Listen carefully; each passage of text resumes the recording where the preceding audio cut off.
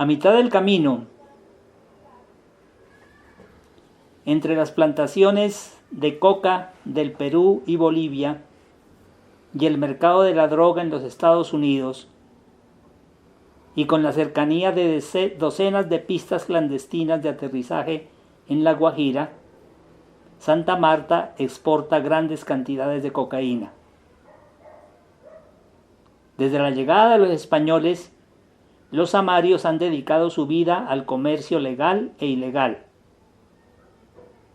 A principios de la década de 1970, cuando nadie se podía imaginar que el continente produciría 1 millón de libras de cocaína al año, la marihuana era el mejor negocio de la ciudad. Las fértiles faldas bajas de la Sierra Nevada producían la mejor cosecha de Colombia. Antes que el desarrollo de las variedades domésticas de los Estados Unidos mermara la demanda de la hierba importada, y justo después de que el gobierno de Nixon regara paraquat en las plantaciones mexicanas, arruinando así el mercado y enviando a los narcotraficantes emprendedores a Colombia, Santa Marta era la capital marihuanera del mundo. En la playa se podían comprar varillos de rubia de cielo azul y de Santa Marta Golden por 5 centavos de dólar. En la catedral, a un lado de la puerta, me encontré con las cenizas de Rodrigo de Bastidas, el español que fundó Santa Marta en 1526. Eso fue 6 años antes del saqueo del Perú por Francisco Pizarro y 7 años después de que Hernán Cortés y sus hombres se quedaron atónitos ante la belleza y majestad de Tenochtitlán, la capital del Imperio Azteca, que entonces doblaba en tamaño a la mayor ciudad de España. Rodrigo de Bastidas encontró a los taironas con la civilización más compleja que hasta ese momento habían encontrado los españoles. Deslumbrados por su orfebrería, tal vez la más bella y sutil jamás producida en América. Durante 100 años, a medida que la conquista arrasaba el interior del país, en la costa norte se produjo una tregua inestable. Los taironas apreciaban la paz a tiempo que se alejaban más tierra adentro hacia las encumbradas montañas. Hacia fines del siglo XVI, los españoles emprendieron una campaña de aniquilación. Aunque sedientos de oro, se mostraron escandalizados por los motivos fálicos y sexuales que ostentaban la cerámica y la orfebrería taironas. Cuando en 1599 el nuevo gobernador de Santa Marta, Juan Giral Belón, emprendió la destrucción total de los taironas, lo hizo poseído de la certeza de que todos sus enemigos eran homosexuales. Los sacerdotes fueron abatidos y descuartizados, y sus cabezas cortadas exhibidas en jaulas de hierro. A los prisioneros los crucificaban o los colgaban de ganchos atravesados en las costillas. A los que escapaban y eran capturados, les cortaban el talón de Aquiles o una pierna. En Santa Marta, los indios acusados de sodomía eran destripados por perros en un repulsivo espectáculo público. Cuando los españoles tomaron el poblado de Mazinga, Belón le ordenó a la tropa cortar las narices, orejas y labios de todos los adultos. Para asegurar la legalidad de sus actos, antes de cada acción militar, los capitanes leían en voz alta y en presencia de un notario público los famosos requerimientos. Un documento legal reglamentario que exhortaba a los paganos a reconocer la fe verdadera. Recitado en español, sin traducción, era apenas un preludio de la matanza. Si no aceptáis la fe, decía el texto, o si maliciosamente os demoráis en hacerlo, yo certifico que con la ayuda de Dios avanzaré poderosamente contra vosotros y os haré la guerra cuando quiera y donde quiera.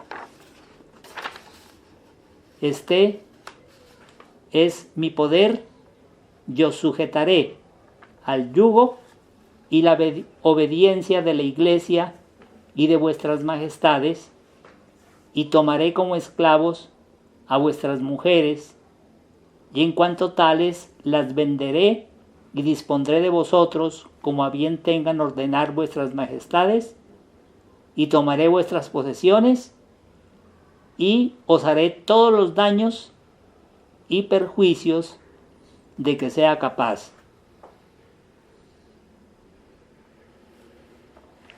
Hasta ahí una parte de los requerimientos. La coca cultivada por los icas era, tal como esperaba, la especie colombiana que en 1895 bautizó el botánico alemán Hieronymus con el nombre de Erythroxylum novogranatense, en honor al viejo nombre colonial del país, Nueva Granada. Esta era la coca que en el siglo XIII utilizaban los orfebres muiscas y quimbayas. El estimulante del pueblo desconocido que talló las monolíticas estatuas del jaguar y las grandes tumbas de San Agustín en el sur de Colombia. 1500 años antes de Colón, la planta que Américo Vespucio encontró en la península de Paria en Venezuela en 1499, al consignar la primera descripción europea de la costumbre de mascar coca. En otros tiempos, cultivada intensamente a lo largo de la costa caribe de Sudamérica, en partes adyacentes de Centroamérica y en el interior de Colombia, se encuentra ahora un contexto tradicional únicamente en las montañas de Cauca y del Huila y en la Sierra Nevada de Santa Marta, y en estas partes se le dice ayo, el nombre usado por los icas y los cogis. Hasta allí los apartes de Wade Davis en las montañas del hermano mayor. Este texto que viene a continuación es bien interesante porque ya nos adentramos en los últimos 20 años y lo que ha sido para la situación que hoy vive la sierra. Este aparte es de un libro que escribió el coronel Hernán Mejía Gutiérrez, considerado por los Estados Unidos como el mejor soldado de América.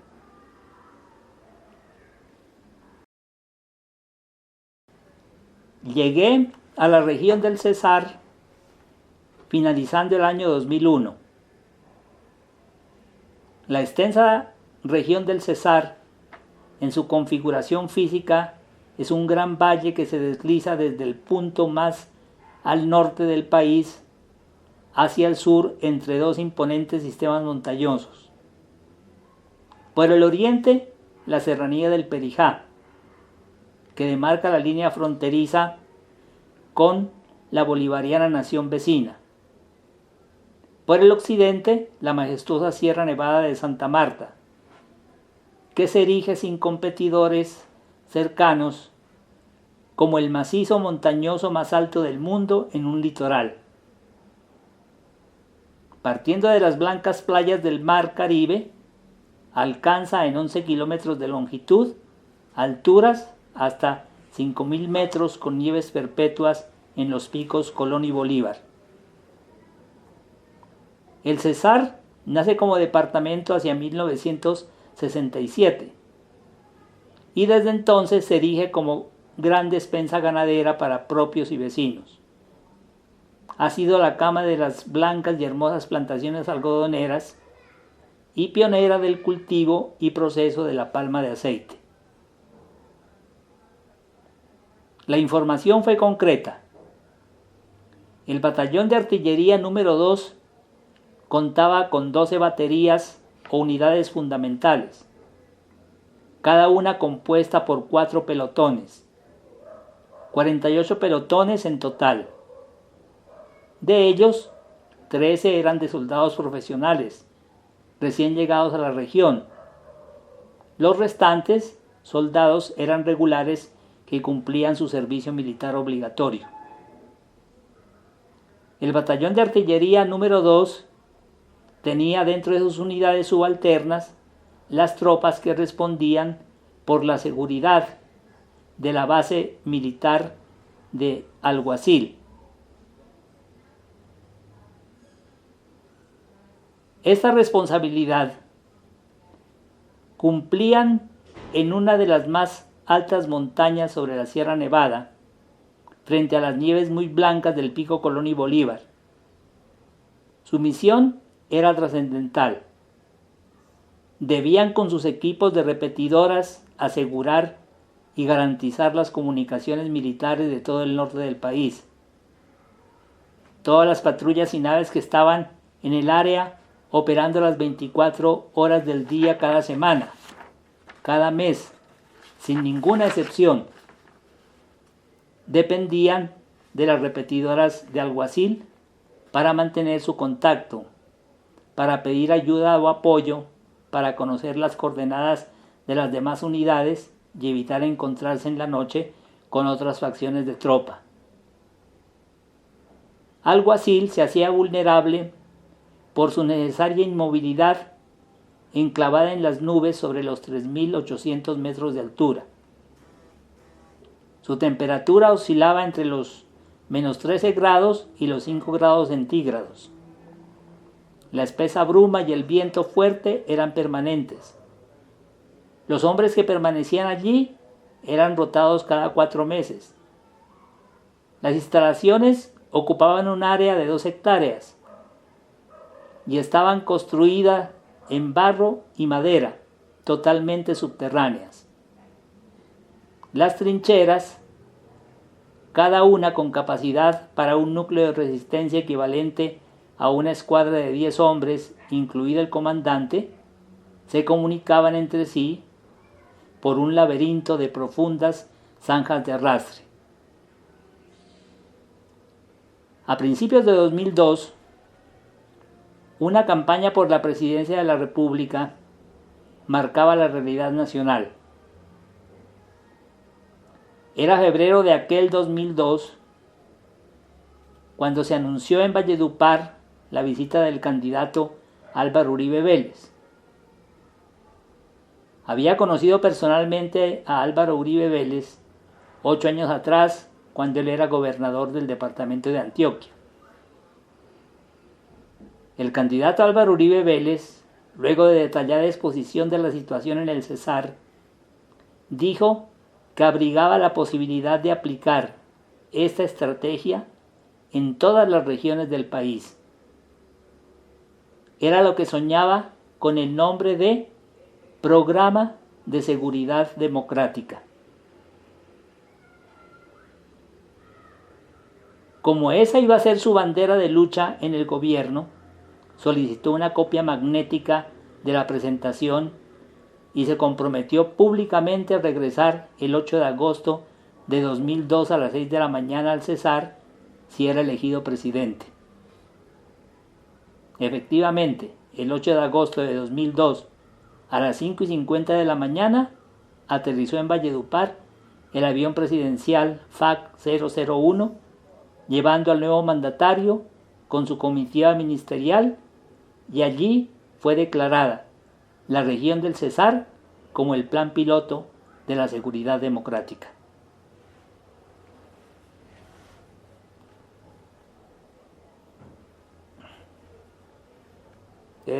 Este es muy importante porque a este militar, ¿sí?, a este coronel Hernán Mejía Gutiérrez, después de haber iniciado con ese plan, fue encarcelado y su carrera militar llegó hasta ese momento. Por eso ese capítulo de esto se llama La Guerra del Norte, el origen de mi desgracia.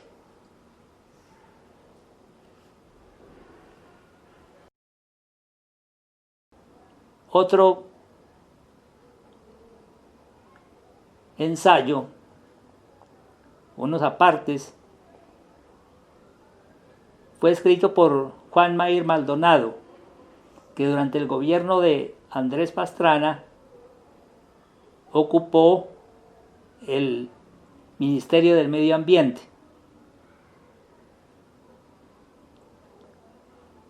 Ese ensayo se llama La Sierra Nevada de Santa Marta, una reserva filosófica que se proyecta en el siglo XXI. La Sierra Nevada de Santa Marta, declarada por UNESCO Reserva del Hombre y la Biosfera, se constituye en la montaña litoral más alta del mundo. Los tairones que habitaron las vertientes norte y occidental erigieron numerosos asentamientos intercomunicados mediante una compleja red de caminos líticos que permanecen, así como piezas maestras de orfebrería, cerámica y piedra.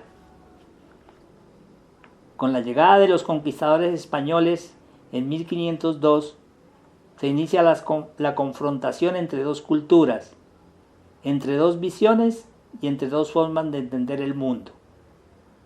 En tanto para los indígenas el oro tenía un significado intelectual, para los españoles tenía un valor económico. Se necesitaron 100 años de batallas y confrontaciones para que los invasores derrotaran finalmente la resistencia de los, entre comillas, los salvajes en 1599. Los poblados y sus cultivos fueron destruidos e incendiados. Los caciques y sacerdotes fueron ejecutados. Y a los indígenas que se rindieron se les ordenó situarse en las tierras bajas donde pudieran servir a los intereses de las encomiendas. Las fundaciones españolas se hicieron en las zonas planas alrededor del macizo, y aquellas que intentaron hacerse en las zonas montañosas fracasaron. Los remanentes de población indígena se refugiaron en lo más profundo de la montaña. Por cerca de 2 siglos lograron permanecer aislados en lo más profundo de los valles de la vertiente norte, junto a los picos nevados y las lagunas sagradas, en el territorio mítico donde se dieron los grandes eventos de la antigüedad, separados de la llamada civilización por las selvas que cubrieron nuevamente los poblados de piedra. Luego de las guerras de la conquista e implantación de la esclavitud, se dio inicio al mestizaje, que trajo consigo el cambio de costumbres y la disminución de una gran parte de la población aborigen. Más tarde, las guerras de la independencia y posteriormente la prohibición de la lengua y el vestido, así como la catequización por parte de los misioneros capuchinos, trajeron nefastas consecuencias para un gran sector de los grupos indígenas. Se iniciaron nuevas migraciones, siempre hacia el interior del macizo, buscando una vez más aislarse del mundo de los civilizados. Como resultado de la violencia política de los años 50, miles de campesinos de la región andina tuvieron que huir a diferentes zonas del país. A lo largo de esta década, llegaron a la vertiente occidental numerosas familias campesinas. Muchas de ellas venían de la región cafetera. Con un hacha en la mano, como parte de la influencia de la tradición española, iniciaron la colonización del antiguo territorio tairona. Con la expansión de la colonización en las décadas de los 60, se inició el comercio ilegal de piezas arqueológicas de la cultura tairona. Los colonos ocuparon los antiguos asentamientos de piedra que encontraron dentro de las terrazas de habitación, y bajo los enlosados de grandes lajas se hallaban las tumbas de los indígenas, quienes al morir y como culto funerario se enterraban con todas sus pertenencias, representadas en numerosos objetos de oro, cerámica y collares labrados en piedras semipreciosas. La fiebre del oro llevó a la confrontación de numerosos grupos de huaqueros. Algunos años más tarde se dio inicio a la mayor destrucción ambiental que se tenga noticia en la historia de la Sierra Nevada. El primer evento tuvo que ver con que luego de numerosos intentos para conectar por vía terrestre las ciudades de Santa Marta y Riohacha, a comienzos de los años 70 se finalizaron las obras de construcción de la carretera troncal del Caribe, abriendo de esta manera el acceso a la colonización sobre la vertiente norte. Por esta misma época, y es el segundo evento devastador, con el movimiento hippie se inició una creciente demanda de marihuana. Por sus condiciones climáticas y su posición estratégica respecto a las rutas del comercio, la Sierra Nevada se constituyó en el lugar ideal para su cultivo. Cientos de nuevos colonos, atraídos por la creciente bonanza marimbera, llegaron de diferentes regiones del país en busca de un enriquecimiento fácil y rápido. Igualmente, muchos de los campesinos asentados en la región desde las décadas pasadas cambiaron el café por la famosa Santa Marta Golden, una marihuana que, al igual que el café colombiano, gozaba del más alto precio en el mercado internacional. De esta manera, miles de hectáreas de bosque nativo fueron destruidos para la siembra de marihuana. Junto con los cultivos ilícitos llegaron la violencia y la corrupción. Ante la magnitud del problema, el gobierno nacional envió al ejército a controlar la situación, pero ante su fracaso resolvió, con el apoyo financiero y técnico del gobierno norteamericano, experimentar la fumigación aérea de los plantíos con químicos tóxicos que no solo destruyeron la marihuana, sino que también provocaron un enorme impacto social. Con la destrucción de las plantaciones y la ineptitud del gobierno para ofrecer alguna alternativa diferente, la marihuana fue reemplazada en algunos casos por la coca, que resultó ser más resistente a las fumigaciones. Así empezó la historia del narcotráfico en Colombia. La marihuana dejó también una serie de grupos armados que, junto con la coca, la ausencia y corrupción de los agentes del gobierno, la violencia y el descontento social, sirvieron para el terreno abonado para el ingreso de las guerrillas. Y fueron estos primeros grupos armados que quedaron como rezago de la bonanza marimbera, los que se transformaron en grupos paramilitares, en respuesta al ingreso de las guerrillas, creando una situación de enfrentamiento bélico que atrajo nuevamente la presencia del ejército.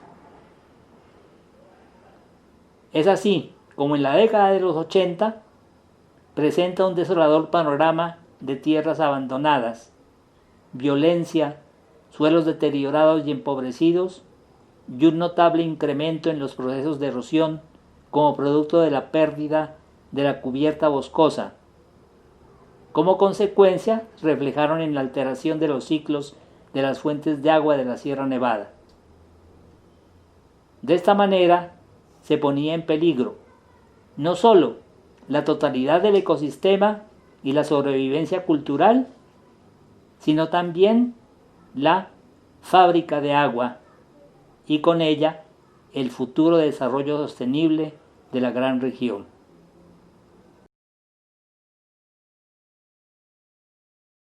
La actualidad. Luego de 15 años de contactos culturales,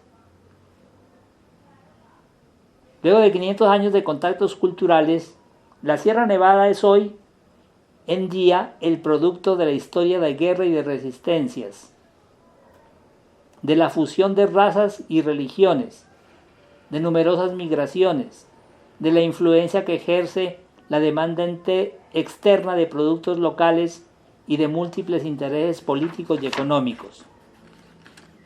Bien se puede describir la Sierra Nevada y su zona de influencia como un microcosmos de la realidad de Colombia, una región en cuyas partes altas se desarrolla un estado prehispánico, donde los indígenas han logrado mantener sus tradiciones y su forma de vida, mientras que en las partes medias, donde habitan las comunidades mestizas y campesinas provenientes de la región andina, se desarrolla un estado informal sin presencia del Estado y en donde los grupos armados de diferentes tendencias imponen su ley. Finalmente están las tierras bajas y fértiles, habitadas por la cultura caribe o costeña, en la que predomina la concentración del poder y de la propiedad en pocas manos. Actualmente, solo el 15% de los bosques primarios se conserva. Esto ha traído como consecuencia la pérdida de la regulación hídrica de los ríos que nacen en la Sierra Nevada, afectándose el normal abastecimiento en las tierras bajas, de los acueductos de las ciudades capitales y los principales poblados de los departamentos del Cesar, Guajira y Magdalena, que surten una población cercana a 1 millón de personas, así como los distritos de riego de las principales zonas agroindustriales. El agua se ha constituido en el eje de diálogo regional. Cada uno de los grupos sociales es usuario de la fábrica de agua. Los de arriba cuidan de las fuentes de agua con gran respeto y ven en la destrucción de los bosques un enorme peligro para su sobrevivencia futura. A su vez, los de las partes medias observan cómo día a día las fuentes de agua se van agotando y la erosión va avanzando. Por su parte, para los habitantes de las tierras bajas, su única relación directa con el macizo es el recurso hídrico, del cual dependen la fertilidad y productividad de las tierras y el abastecimiento de los acueductos. Sin embargo, hoy en día, en las épocas de verano, el agua escasea y los racionamientos se hacen mayores año tras año. El proceso de búsqueda de soluciones para la Sierra Nevada. Esto nos va a ayudar a entender más la situación actual. El proceso de búsqueda de soluciones para la Sierra Nevada. El gobierno nacional inició su intervención en la Sierra Nevada en 1959 al declararla área de reserva forestal. Algunos años después, en 1964, parte del macizo fue declarado Parque Nacional Natural. Más tarde, en 1974 y 1982, se constituyeron 2 resguardos indígenas con el propósito de devolver a las comunidades tradicionales parte de sus territorios ancestrales. Por su parte, la UNESCO declaró al Parque Nacional Natural Sierra Nevada de Santa Marta como una reserva del hombre y la biosfera en 1980. En 1986, un grupo de ciudadanos promovió la creación de la Fundación Pro Sierra Nevada de Santa Marta. Una primera actividad fue el diagnóstico integral del macizo. El diagnóstico integral contribuyó para que en 1990 el gobierno nacional definiera la Sierra Nevada como un distrito especial de rehabilitación dentro del Plan Nacional de Rehabilitación. En 1991, la Asamblea Nacional Constituyente, elegido por votación popular, reformó la Constitución de 1886. Se reconoció y protegió la diversidad étnica de la nación. Como parte de los acuerdos de la Conferencia de las Naciones Unidas sobre Medio Ambiente y Desarrollo, realizada en Río de Janeiro en 1992, el Congreso de la República expidió la Ley 99 de 1993, por medio de la cual se creó el Sistema Nacional Ambiental, definido como el conjunto de principios, normas, entidades y ejecutores de las disposiciones ambientales. El sistema ambiental quedó compuesto por el Ministerio del Medio Ambiente, las corporaciones autónomas regionales, las entidades territoriales, departamentales, municipales y territorios indígenas, y en general todas las entidades con funciones referentes al medio ambiente y los recursos naturales. Con la nueva Constitución y la creación del Sistema Nacional Ambiental, se abrieron nuevas puertas para la búsqueda de soluciones prácticas a la problemática de la Sierra Nevada. Yo creo que este es un buen resumen, como les decía al principio, de ayudarnos a entender la situación que hoy se vive en la Sierra Nevada. El periodista, escritor,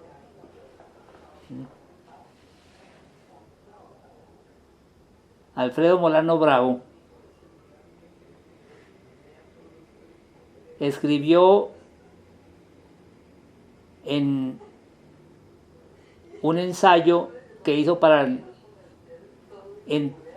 contribuir a entender el conflicto en Colombia,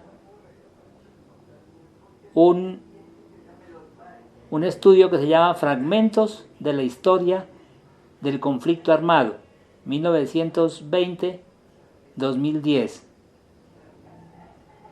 Aquí hay una parte precisamente sobre la Sierra Nevada y la llegada y la introducción de la marihuana en este territorio y el origen de todo el proceso de la iniciación del narcotráfico en el país. La marihuana llegó al país como cultivo comercial de cáñamo y como hierba prohibida importada por técnicos mexicanos de las empresas bananeras United Fruit Company. El primer renglón no tuvo éxito, pero el segundo se transformó en un cultivo local de pequeña escala que satisfacía una demanda limitada al bajo mundo. No obstante, la guerra de Vietnam disparó la demanda en Estados Unidos y los cuerpos de paz, voluntarios de la Alianza para el Progreso que trabajaban en la Sierra Nevada, descubrieron la calidad de marihuana local y fueron los primeros cultivadores y exportadores a pequeña escala. Se convirtió en un cultivo de exportación que se generalizó en las zonas de colonización. Fue un ensayo general que creó, sin embargo, una cultura: dinero fácil, corrupción de las autoridades, impunidad, familiaridad con las armas. La oferta gringa sustituyó la colombiana con la ayuda de la fumigación de cultivos aquí y la tolerancia allá. El vacío dejado por la marimba fue de inmediato llenado con el tráfico de pasta básica de cocaína desde Perú y Bolivia para ser transformada en Colombia. Los cultivos ilícitos se arraigaron en las zonas de colonización por dos razones: la quiebra permanente de los colonos y la débil y corrupta presencia del Estado. Al principio, la guerrilla se opuso tenazmente por considerar que era una estrategia para quitarle a la insurgencia su base social, pero pronto comprendió que podía participar en la nueva bonanza cobrando tributos de guerra. La tradición de las caucherías renació y por diversos factores coincidieron sus geografías. Los cultivos ilícitos representaron para los colonos la encarnación de sus sueños y de las demandas que le hacían al Estado: comercialización, crédito, vías, acceso a la salud, educación, diversión. En muy corto tiempo salieron de su bancarrota y se integraron al mundo del consumo. Los comerciantes de precursores hicieron parte del negocio y grandes capitales nacidos del narcotráfico se legalizaron. Los terratenientes se toparon con una demanda inusitada de tierras que valorizó sus propiedades y permitió una contrarreforma agraria. Pero quizá ningún sector fue tan favorecido como las autoridades legítimas. Entonces, Alfredo Molano Bravo, mi gran amigo, ¿sí?, fallecido el año pasado.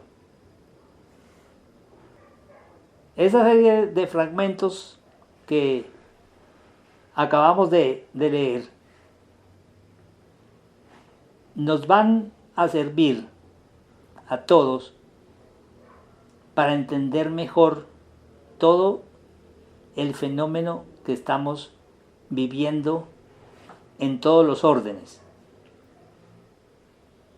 desde la situación del conflicto armado, el narcotráfico,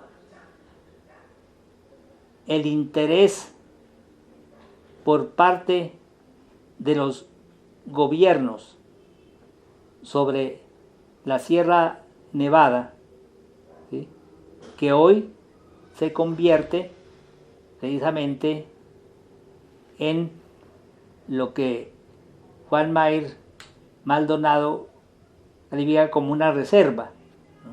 Sí, hoy en día precisamente es eso, una reserva fundamentalmente de hidrocarburos, empezando por el carbón y toda la serie de minerales que contiene la sierra. Hoy en día son 132 concesiones mineras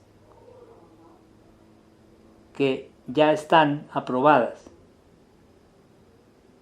y 200 que están en espera, ¿sí?, de que sean concedidas. En pocas palabras, y lo hemos llamado así, esta economía extractiva, que es volver al siglo XVI, esta economía extractiva lo que está haciendo es devorándose las entrañas de la Sierra Nevada. Ya eso enfrentan precisamente las comunidades Y para eso, la organización interna de los tradicionales es la que hará posible, ¿sí?, o que sobrevivan como cultura o simplemente la extinción de unas culturas milenarias.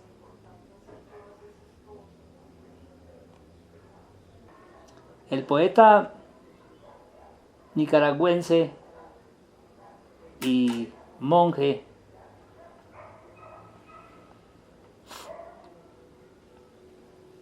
fundador de Solentiname escribió un poema que se llama Sierra Nevada y que en el 2005, durante el Festival de Poesía de Medellín, se leyó en la Universidad de Antioquia cuando presentamos el segundo libro que hemos editado sobre la Sierra Nevada.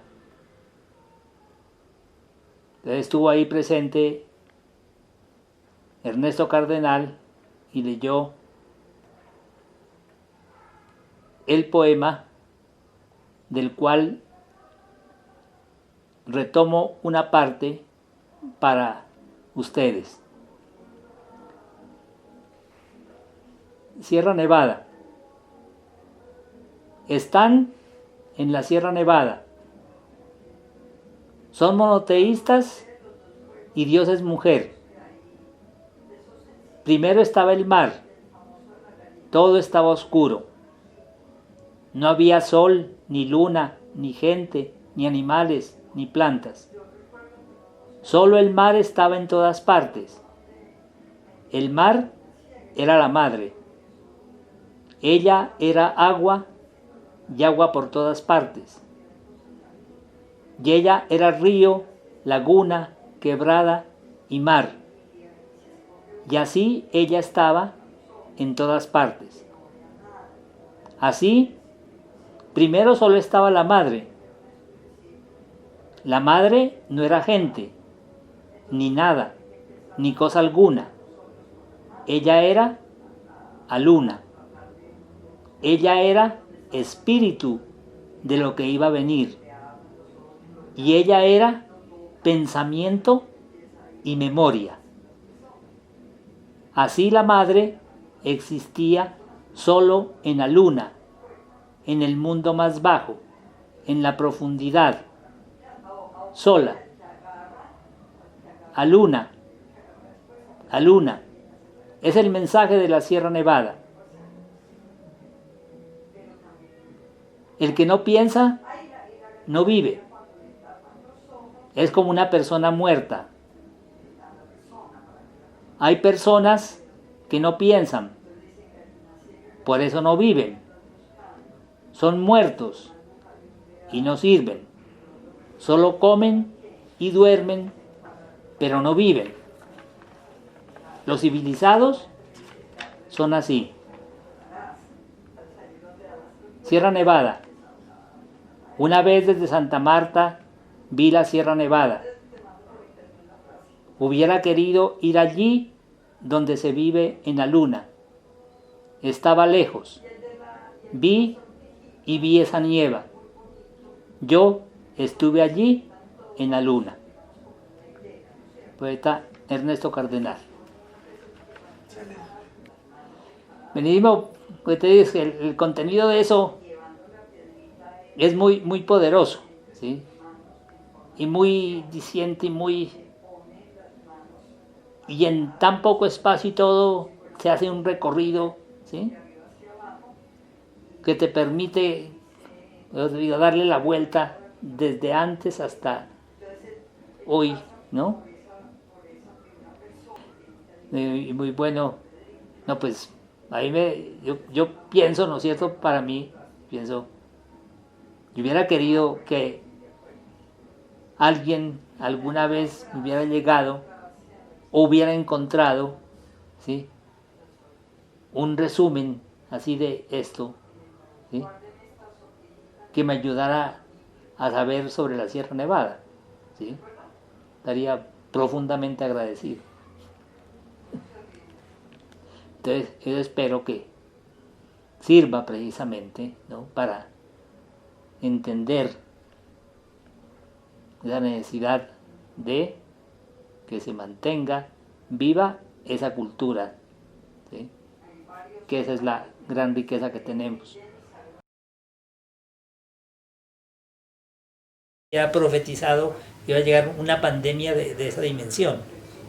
Han dicho muchas otras cosas, pero así que fuera y parara todo, ¿sí?, la crisis económica de el mundo, ¿sí?, eso no. Si para hacer un día sin carro, ¿qué problema es en cualquier ciudad? Vea, está parado, ¿no es cierto?, las fronteras parados, los aviones parados, y vea que nada ha pasado. Que antes, por el contrario, la tierra ha podido respirar, los animales han podido salir, ¿sí?, han podido de nuevo, darse un aire, ¿sí?, y la reflexión en la gente que ha llevado a gente que jamás en la vida pensaba, se haya puesto a pensar y ver lo absurdo del orden económico y social en el que vive, ¿sí?, y ver que hay que buscar unas nuevas formas de vida totalmente, ¿sí?, alejadas de todo ese consumo y de...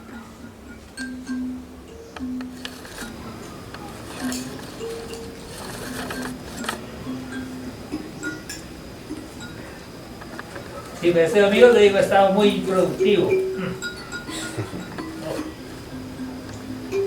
Desde por la mañana ha habido